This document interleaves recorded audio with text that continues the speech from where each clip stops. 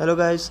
आज की इस वीडियो में आपको बताने जा रहा हूँ कि किस तरीके से आप इंस्टाग्राम की जो नोटिफिकेशंस हैं उनको किस तरीके से आप मैनेज कर सकते हैं, और किस तरीके से अगर आप जो है इंस्टाग्राम की नोटिफिकेशन को एक ख़ास टाइम के लिए, स्पेसिफिक टाइम के लिए यहाँ पे ऑफ़ करना चाह रहे हैं, तो किस तरीके से आप उन नोटिफिकेशंस को यहाँ पे ऑफ़ कर सकते हैं।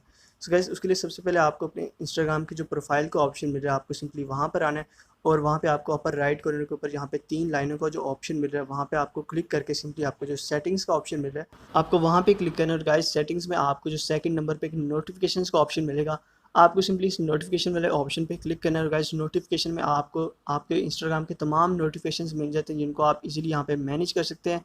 यहाँ पे अगर आप पोस्ट, स्टोरीज एंड कमेंट्स वाले नोटिफिकेशन पे आएँ, तो यहाँ पे आप तीनों की नोटिफिकेशन अलग-अलग मैनेज कर सकते हैं। इनको अगर आप टर्न ऑफ करना चाहें तो ऑफ कर सकते हैं।